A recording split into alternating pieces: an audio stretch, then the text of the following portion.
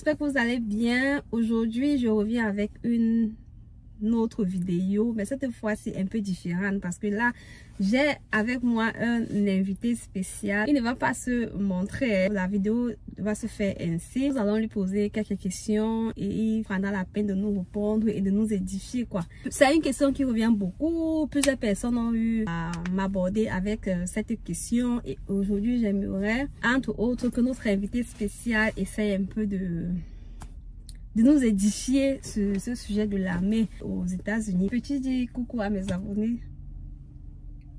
Bonjour ou bonsoir selon le milieu ou l'heure dans lequel à laquelle vous suivez l'émission. Bonsoir à tous les abonnés de la chaîne Diana et la vie aux États-Unis. Voilà. Diana et la vie aux USA. Voilà. Voilà, merci. Qu'en penses-tu des immigrants qui, une fois aux États-Unis, aimeraient se lancer dans l'armée, aimeraient entrer dans l'armée américaine? Bon, l'armée américaine, c'est comme toute armée partout dans le monde. Vous avez déjà eu à voir les militaires. Donc, ça veut dire que vous avez cette envie d'être militaire. Donc, il faut avoir cette envie d'abord d'être militaire, de porter la tenue, d'arrêter les armes et de faire plein d'autres choses. Donc, il faut avoir cette envie-là afin de pouvoir joindre l'armée. Si vous avez cette envie, alors, pourquoi pas? Il faut joindre l'armée. Bon, maintenant, aux États-Unis, il faut savoir qu'il y a plusieurs branches de l'armée, comme partout ailleurs. Il y a l'armée marine, il y a l'armée de terre, il y a l'armée de l'air, et il y a les réservistes. Réservistes, ça veut dire aux États-Unis, ce sont des gens qui travaillent dans l'armée à temps partiel, et qui sont là et qui peuvent être déployés au cas où on a besoin d'effectifs supplémentaires quelque part. Il y a ce qu'on appelle National Guard. Dans chaque État, il y a ce corps d'armée qu'on appelle National Guard. Donc, c'est des militaires qui protègent les intérêts de l'État dans lequel ils vivent. Donc, et ils travaillent aussi à temps partiel. Donc, vous avez donc l'opportunité de joindre l'armée à temps partiel ou à temps plein, selon ce que vous désirez. Bon, maintenant, il faut donc, comme je l'ai dit, aimer et avoir envie de le faire. Ça, c'est la mentalité d'un vrai militaire américain. Il est prêt à le faire parce qu'il aime sa patrie, il aime son pays, il aime sa tenue, il aime son service. Donc, si vous aimez ça, alors vraiment, n'hésitez pas parce que c'est ce genre de personnes qu'on veut dans l'armée. Bon, maintenant, il y a des gens qui joignent l'armée, surtout les immigrants, parce qu'ils ont appris qu'il y a beaucoup d'avantages. Ça fait aussi devenir américain plus tôt ou plus vite. Ce qui fait qu'en étant américain, il y a d'autres avantages qui vont pouvoir se créer. Il y a des avantages. Bon, maintenant, c'est aussi une source de motivation. Il y a des gens qui changent, ils sont vraiment nombreux. Il y a des gens qui cherchent à changer de carrière parce qu'ils ont appris qu'il y a un avantage à telle autre carrière. Bon, c'est la même chose aussi dans l'armée. Bon, maintenant, ce qu'il faut savoir, c'est que l'armée, c'est physique, c'est mental, c'est tout ça à la fois. Il y a des choses que vous pouvez voir. C'est comme aussi un médecin, un chirurgien. Il va ouvrir le corps des gens, il va voir ce qu'il y a à l'intérieur. Si vous ne pouvez pas supporter la vue peut-être de l'intérieur d'un corps humain, ça veut dire que vous ne pouvez pas être chirurgien, vous ne pouvez pas être parfois aussi médecin. Donc c'est la même chose avec l'armée. Donc si vous n'êtes pas prêt à voir certaines choses et à vivre certaines situations, alors vous ne pouvez pas. Vous ne devrez même pas entrer dans l'armée parce que vous pouvez même devenir fou carrément. Parce que ça joue dans le mental. Vous pouvez voir des choses que vous, normalement dans votre vie, vous n'alliez jamais voir si vous n'aviez pas joint l'armée. Préparez-vous mentalement. Et comme parfois j'aime toujours dire aussi, à toute personne, toujours chercher à se préparer vers le pire. Donc, quand vous êtes en train de vouloir faire quelque chose, préparez-vous que si le pire arrive, je suis capable de supporter. Donc, c'est ce genre de mentalité qu'il faut avoir. Au lieu de dire que, oh, c'est possible que je sois dans l'armée, on ne m'envoie jamais au champ de bataille, je ne vais jamais voir quelqu'un inerte, je vais jamais, non. Préparez-vous au pire, on va me prendre, on va m'envoyer au champ de bataille, je vais voir des choses que je ne devais jamais imaginer voir dans toute ma vie. Si vous êtes prêt donc à cela, quand vous êtes préparé, alors vraiment, vous n'aurez pas de problème. Mais si vous n'êtes pas préparé, je vous assure, ce sera hyper difficile. Et ça peut vous rendre vraiment la vie très très dur et désagréable carrément. Donc, autre chose que je peux dire aussi, bon, c'est pas pour effrayer, c'est juste que il faut aussi vous informer. Informez-vous au maximum. Rencontrez des gens qui ont fait le service. On leur dit en passant merci vraiment pour votre service parce que c'est très important. Oui. Il y a des journées très spéciales que le pays organise comme le Veteran Day pour les vétérans. A day to show gratitude for the year-round service and sacrifice of military families past and present. Aux États-Unis, il y a plein de choses qu'on organise pour remercier vraiment toutes ces personnes qui ont eu affaire à l'armée, qui sont dans l'armée aux États-Unis. C'est très, très important de les remercier. Donc, si vous avez dans des personnes, vous connaissez des personnes honnêtes, vous pouvez même pas connaître. Vous allez juste dans un centre de recrutement, il y a des gens qui sont là. Posez vos questions, parlez-leur franchement. Ils vont vous donner toutes les informations possibles, mais sachez aussi que leur travail, c'est de vous convaincre de joindre l'armée. Donc, vous allez là-bas, vous vous renseignez, vous prenez toutes les informations possibles, allez vers des personnes, renseignez-vous vers des personnes qui ont été dans le service. Si vous connaissez des personnes qui ont été déçues du service, vous vous renseignez pour qu'ils vous disent ce qui n'a pas marché. Vous connaissez des personnes qui aiment, vous renseigner pour qu'ils vous disent ce qui a marché. Bon, maintenant, je vous dis ce que je connais de ce qui est disponible. Il y a des informations partout sur Internet, vous pouvez voir des informations officielles. Je prends des informations qui existent. Si vous regardez, malheureusement aussi, c'est un sujet aussi sensible que les politiciens aussi essayent de travailler dessus. Et ils font même tout pour pouvoir aider les personnes qui ont eu affaire à l'armée et qui ont été soit déçues, soit, je ne sais pas comment dire, qui ont eu des maladies mentales irréversibles. Donc, il y a des organismes de l'État, du gouvernement qui aident. Donc, je vais parler, par exemple, si vous regardez aux États-Unis, il suffit de faire des recherches. Vous verrez que la plupart des personnes qu'on dit homeless, entre guillemets, qui sont sans abri aux États-Unis, beaucoup sont des vétérans de l'armée. Donc, il faut vous poser la question, pourquoi est-ce que ces personnes-là, qui ont servi pendant plusieurs années le pays, vraiment se donner à fond, pourquoi est-ce qu'ils sont devenus homeless? Pourquoi est-ce qu'ils sont devenus sans abri? Beaucoup de personnes qui arrêtent leur vie de manière personnelle sont aussi issus de l'armée, les statistiques le montrent. Donc vraiment parce qu'ils ont été touchés mentalement, ce qui fait qu'ils n'ont plus le goût de la vie. Ça c'est par rapport à la préparation mentale dont je parlais. Il faut vous préparer mentalement parce qu'il y a des choses que vous allez vivre si vous joignez l'armée. Donc ça c'est des exemples des cas extrêmes et qui malheureusement les pourcentages sont là, augmentent d'année en année. Et la plupart des malades mentaux aux États-Unis sont aussi des anciens militaires ou bien des militaires qui sont actuellement en service. Donc des vétérans et ceux aussi qui sont actuellement en service. Donc ils se font suivre mentalement. C'est très très important parce qu'ils vivent beaucoup de choses. Donc il faut vous préparer à ce genre de choses-là pour que ça ne vous surprenne pas afin que vous entrez dans l'armée. Merci beaucoup pour ces informations. C'est vraiment édifiant. Il y a aussi notre deuxième question qui revient généralement.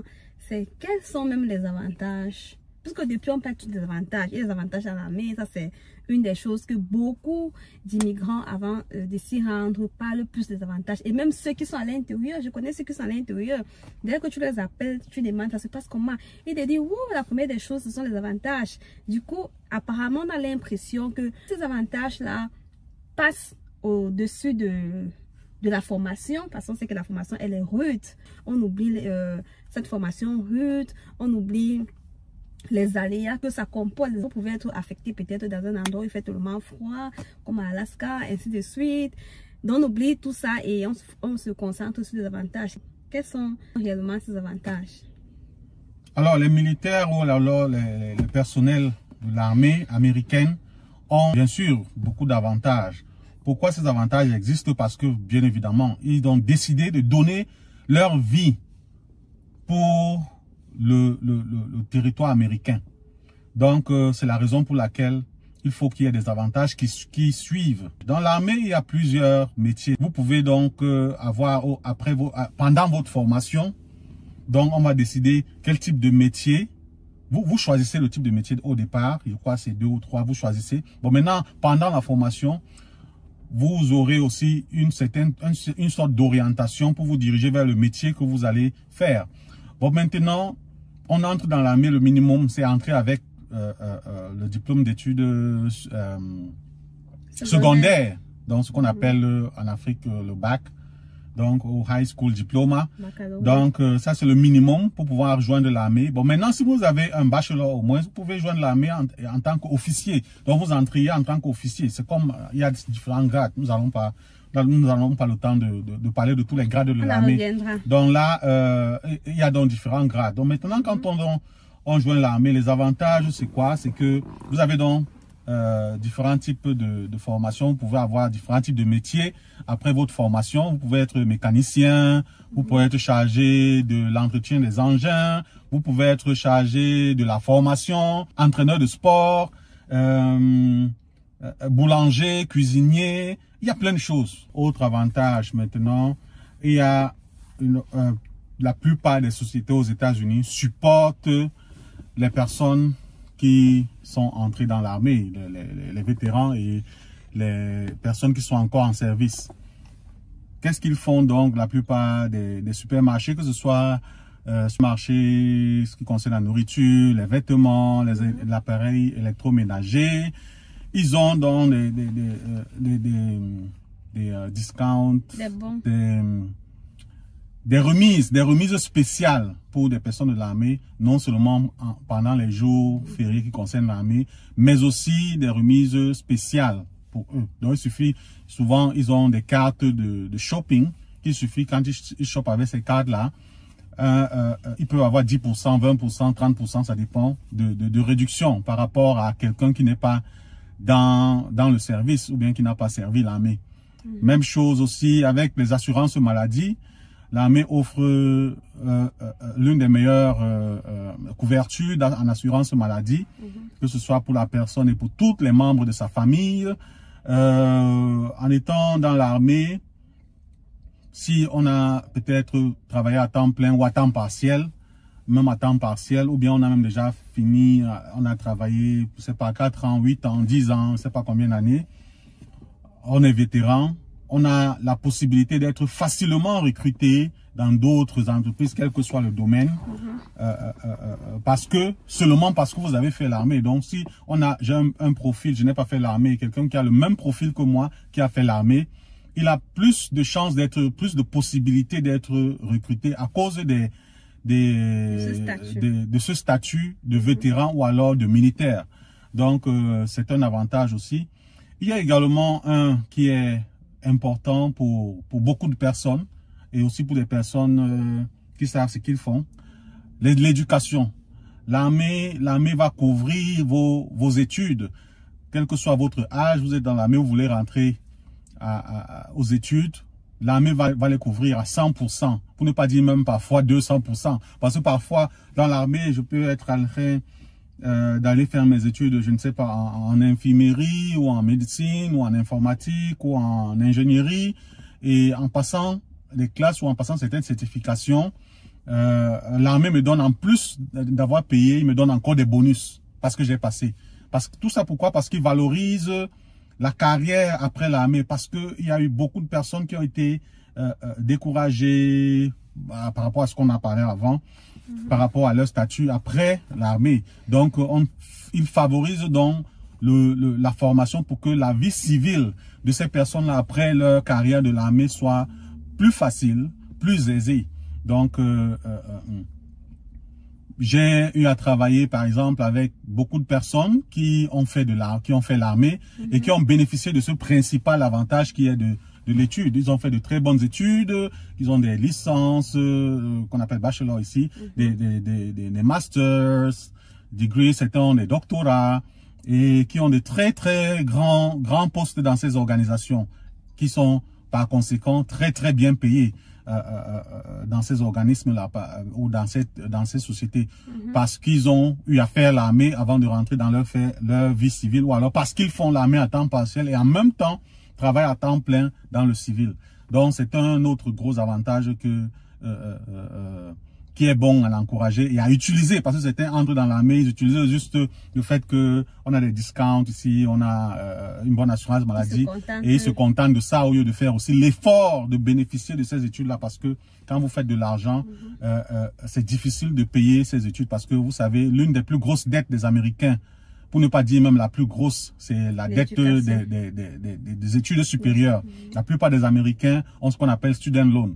Donc, l'armée couvre cela, c'est un gros avantage. Donc, autre avantage aussi dans l'achat des maisons, dont l'armée donne des avantages à leurs employés, de pouvoir obtenir des maisons à des très faibles taux d'intérêt. Donc, si le taux d'intérêt, par exemple, aujourd'hui, je dis n'importe quoi, est peut-être à 7%, c'est possible que vous, dans l'armée, vous ayez le taux d'intérêt dans la même région. Pour quelqu'un qui n'est pas dans l'armée, qui est à 7%, pour vous, peut être à 2%. Voire même 0%. Donc, c'est un gros avantage aussi d'avoir votre maison, d'acheter votre maison, emprunter du crédit et qu'on vous donne un très très faible taux d'intérêt. Donc, c'est un gros avantage que certains utilisent aussi. Aussi, la facilité de pouvoir faire dans l'entrepreneuriat, d'avoir des financements. Quand vous avez fait l'armée, donc vous avez plus d'avantages d'avoir des financements à faible taux d'intérêt également. Donc, voilà, entre autres, par exemple, quelques avantages, il y en a beaucoup, hein. On peut citer, ben, voilà, à grande échelle, je peux dire, les avantages que vous avez. Vous êtes couvert en même temps que votre époux, épouse, vous êtes marié, et vos enfants, qui sont mineurs. Donc, tout le monde est couvert par ces mêmes avantages tant que vous êtes membre de l'armée. Donc, voilà, en ce qui concerne... Merci beaucoup. Et sans te couper, en parlant des avantages, surtout dans le domaine de l'éducation, moi je connais, il y a des personnes qui sont entrées dans l'armée et à la fin de leur mandat, ils se sont retrouvés dans la vie active, sans formation. Ils n'ont pas eu le temps de se former lorsqu'ils étaient dans l'armée. Ou d'avoir un diplôme universitaire dans quel que soit le domaine que vous aimeriez faire. Donc, c'est un gros avantage qu'il faut pouvoir bénéficier. C'est vrai, il faut se donner plus d'efforts, parce qu'aller aux études, ce n'est pas se balader. Donc, il faut se donner des efforts pour pouvoir seulement étudier, pour pouvoir réussir et obtenir des diplômes qui vont vous permettre d'avoir une vie meilleure dans votre vie après la tenue ou après l'armée, donc votre vie civile. Donc, c'est ce que je disais tantôt, qu'il y a des personnes qui sont entrées dans l'armée et au sortir de l'armée, c'est-à-dire à la fin de leur contrat, ça peut s'avérer un contrat de 4 ans, 5 ans, à la fin de leur contrat, ils n'ont pas pu se former lorsqu'ils étaient dans l'armée. Du coup, ils se retrouvent dans la vie active à recommencer à prendre des boulots de salaire minimum, parce qu'ils n'ont pas de formation. Par exemple, vous pouvez être dans l'armée, au lieu de peut-être de choisir une formation, peut-être, je sais pas, de mécanicien ou je sais pas quoi, votre métier. Bon, ça dépend aussi parfois dans l'endroit dans lequel on vous envoie. Peut-être on ne vous a pas donné le type de formation, le type de boulot que vous aimeriez faire dans l'armée. Je parle effectivement de l'armée. Donc, mais c'est bon de choisir les métiers qui vont vous permettre d'avoir le savoir-faire, et non les métiers généraux. Et si vous n'avez pas utilisé le fait de rentrer aux études afin de pouvoir avoir de très bonnes certifications, de très bons diplômes qui vous permettent retourner dans la vie active normalement, vous serez vraiment déçu de rentrer, vous retrouver à travailler dans des boulots qui payent même moins que votre salaire que vous aviez dans l'armée. Déjà, ce qu'il faut savoir, c'est que on n'entre pas dans l'armée parce que le salaire est élevé. C'est d'abord ça que j'ai oublié de mentionner tout à l'heure. Le salaire dans l'armée, vous pouvez, c'est disponible sur Internet. Je ne veux pas détailler ça ici. Les salaires ne sont pas élevés. Donc, beaucoup de gens entrent... Sans te couper, même pour ceux qui sont en plein temps ou bien... Même pour ceux qui sont en plein temps. Donc, ce qu'il y a, c'est que un autre avantage que j'ai oublié de souligner tout à l'heure, c'est que pendant la formation, vous savez, vous êtes nourri, vous êtes logé et vous êtes payé. Donc, vous pouvez choisir, par exemple, de ne pas toucher votre argent et vous faites votre formation 6 mois, c'est pas 1 an, selon le type de boulot que vous avez ou alors, oui, le type de boulot que vous avez, et votre salaire ne fait que s'accumuler dans votre compte, au sortir de la formation, vous retrouvez avec un certain montant que s'il fallait épargner pendant que vous faisiez votre petit boulot, ça n'allait pas arriver. Donc, et aussi, quand vous envoie peut-être en déploiement quelque part, je sais pas, dans un endroit externe à l'extérieur du pays, vous aurez également certains frais supplémentaires, les risques et tout ça. Et là-bas, surtout, vous n'allez pas, si vous avez une famille, vous allez faire peut-être envoyer faire que votre famille touche cet argent, mais vous pouvez aussi, n'est-ce pas, cet argent peut s'accumuler, ce qui fait qu'au sortir de votre déploiement, peut-être on vous déploie pour 1 an, 2 ans, je sais pas. Vous revenez, vous aurez un certain montant, 20 000, 30 000, 40 000, 50 000 $. Vous voyez, c'est pas des petits montants, c'est pas rien. Et pour ceux qui sont dans l'armée en plein temps, oui, eux n'ont pas besoin d'avoir un autre boulot à côté. Je pense qu'ils vivent entièrement des revenus de l'armée à ce moment-là. Oui, bien évidemment, ils vivent des revenus de l'armée, mais c'est un revenu qui est moyen. Ça fait partie du salaire moyen des Américains. En Amérique, ça fait pas partie des salaires élevés. Les salaires élevés, c'est les salaires à partir de 6 chiffres en montant, 100 000 $. Donc, quelqu'un qui est entré avec son diplôme d'enseignement secondaire, high school diplôme, n'a pas 100 000 $ au moins l'année dans l'armée à plein temps. Malheureusement, non. Donc, mais si vous entrez, vous êtes là-bas et puis vous entrez aux études, vous vous formez. Aussi, surtout, j'aimerais insister, surtout ceux qui entrent dans l'armée à cause des avantages qu'ils bénéficieront bien après. Je connais des gens qui sont entrés dans l'armée, qui se sont retrouvés dans des états où ils n'ont pas adhéré au climat. Tu vois, et du coup, ça a été très difficile pour eux de s'adapter avec ce climat rude. Par exemple, il fait très froid dans certains états. Ça a été difficile pour eux de s'adapter. Ils n'étaient pas préparés. Ça faisait partie de leur première difficulté. Deuxième difficulté, l'équipe, vous pouvez vous retrouver dans une équipe dont vous avez de la peine à communiquer, quoi, à collaborer. Ça, c'est aussi l'une des deuxièmes difficultés. Oui, c'est la raison pour laquelle nous avons parlé de préparation. Donc, il faut vous renseigner renseignez-vous auprès des personnes. Malheureusement, beaucoup dans la communauté africaine, il y a des gens qui ne sont pas honnêtes. Mais vous allez aussi trouver des gens qui sont honnêtes de vous dire la vérité exactement sur ce qu'ils vivent. Donc, il faut vous préparer au pire des cas. Que j'entre dans l'armée tout de suite, ça veut dire que c'est possible qu'on m'envoie en Alaska. Mais il fait très froid, au Dakota du Nord. Très froid, et sachez qu'on fait la formation militaire, c'est pas la formation, je sais pas, des ingénieurs à l'école. Non. Vous allez vous lever à 5 heures, à 4 heures parfois, pour courir dans la neige, dehors, dans le froid. C'est vrai, vous êtes couvert, mais il fait extrêmement, c'est du froid extrême dans ces genres de régions-là. Ou alors vous avez en Arizona, en plein juillet ou août, dans le désert de l'Arizona, là-bas, dans un centre de formation là-bas, où il fait extrêmement chaud plutôt. Donc, ça a des températures à près de 42, 43 degrés Celsius, pour ne pas dire à 100 et poussières de degrés de Fahrenheit. Donc, il faut être prêt à ça. Donc, si j'entre dans l'armée, on m'envoie en Arizona, où il fait très chaud en été, ou en Alaska, où il fait très froid en hiver, ou froid tout le temps, carrément. Je suis prêt à me lever à 5 heures, être dehors avec la tenue militaire, courir, aller faire des pompes dehors. Je suis prêt. Si vous êtes entré sac au dos, c'est que vous êtes entré seulement avec votre baccalauréat ou diplôme d'études secondaires. Vous êtes prêt. Là-bas, c'est des ordres. Donc, c'est votre supérieur hiérarchique vous donne des ordres. Vous respectez, vous exécutez sans réfléchir. On exécute sans réfléchir. Yes, sir. C'est comme ça. On répond seulement. Yes, sir. Dès qu'on dit, couche-toi, tu te couches. Lève-toi, tu te lèves. Saute, tu sautes. Donc, il faut être prêt dans ce cas que tu peux être dans un camp où le chef n'aime pas voir les gens qui sont comme toi. On se comprend.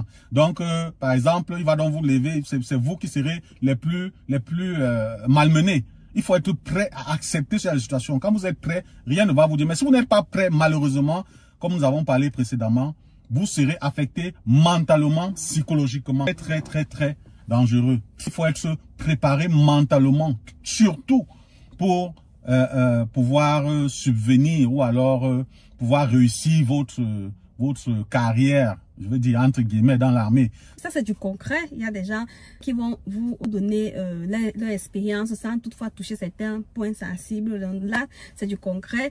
Aussi, il faut souligner qu'il y a des personnes qui sont dans la vie active et qui travaillent dans le civil et qui commencent à aller à l'école, mais après, à un moment donné, ils ne bénéficient plus du financement de l'État pour leurs études et du coup, se retrouvent coincés. Ou alors, ils n'ont pas les moyens ne veulent pour pas financer avoir leurs autant études. de dettes parce qu'ils peuvent, Oui, au lieu de prendre vrai. beaucoup de dettes, ils se retrouvent qu'ils ne peuvent plus, Oui, ne veulent pas. Oui, c'est vrai, ils peuvent prendre une dette pour aller à l'école, mais ils ne veulent pas s'endetter autant. Ils décident d'entrer dans l'armée en temps partiel pour pouvoir continuer les études. Et dans ce cas, l'armée va continuer à payer les études. Et l'armée pourra même rembourser s'ils avaient déjà pris des dettes pour les études. Au moment où vous avez commencé, vous avez déjà les dettes. C'est possible que l'armée paye toutes ces dettes-là et vous finissez vos études sans aucune dette du tout.